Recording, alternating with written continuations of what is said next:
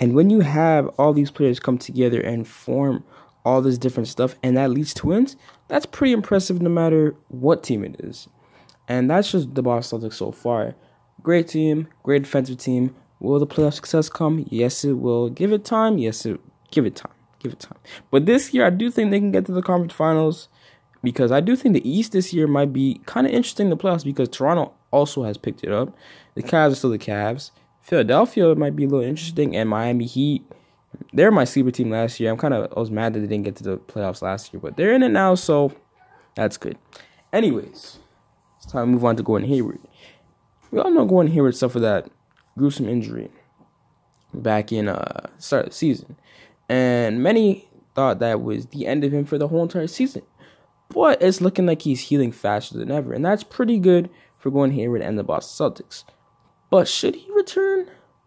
Let's talk about it. Now, Gordon Hayward, if he returns to the Celtics, it's only going to scream benefits. I know they said there's going to be disadvantages. I'm just going to highlight them, but I don't think they're going to be very likely is what I'm trying to say.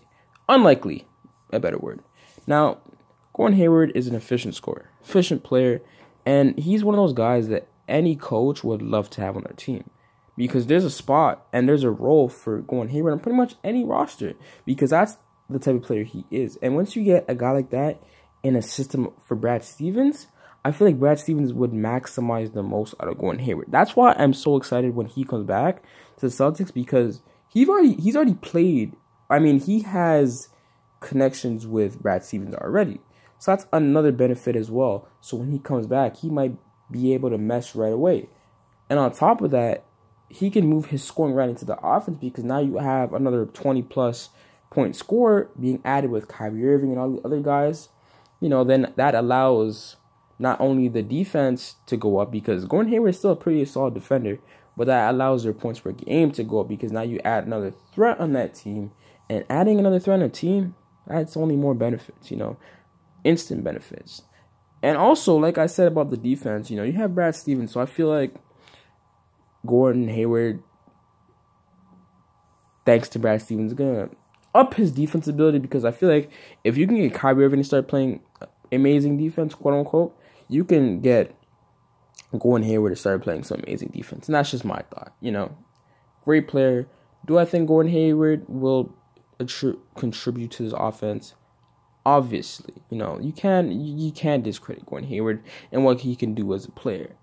But like always, if a player is going to come back off an injury, there's always some sort of thing that might hold them back.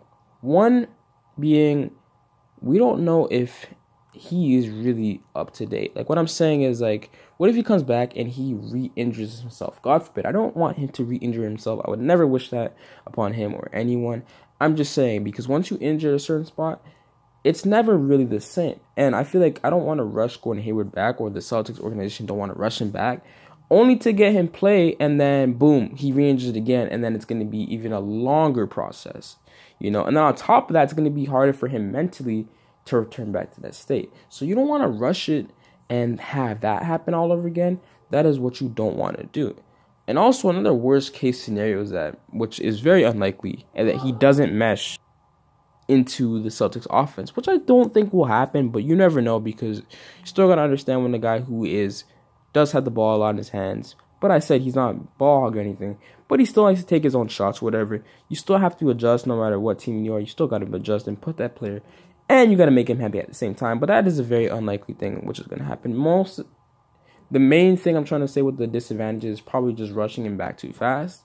But for my final thought, do I think Gordon Hayward should come back? Yes, but only if he is ready before the last month of the season. Because I feel like if they bring him back, too late in the season, it's going to be kind of a rush because then it's going to go right into playoff basketball. I feel like if he doesn't get enough meshing time and enough playing basketball before he rushes in and plays with the Celtics in the playoffs, I don't think that's the best idea for Gordon Hayward. I feel like he should play a month of basketball or even come back in the G League, because the G League, you can go down there, you can practice a bit, and then come back whenever you want. It's Gordon Hayward. No one's going to call him a bum or a scrub or whatever. Isaiah Thomas was there practicing.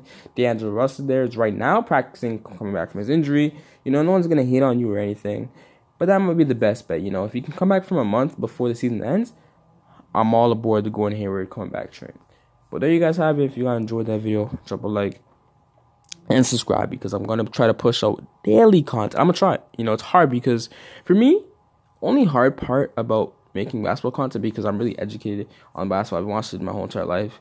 You know, I'm not being cocky, but it's something I really know that well. Only thing for me is finding the topic, honestly. You know, everyone has the hardest things about making videos, whether it be editing, whether it be talking or script or whatever, you know. But for me, I feel like if I can find a really good topic, I'll make a video on it. And that's probably the longest thing, because I like to find certain topics and not topics that everyone is talking about. Well, I wouldn't say that, but I try to stay away from topics that people have already posted, is what I'm trying to say. But if you want to enjoy my video, drop a like, subscribe, and I'm trying to push your content, and have a good day.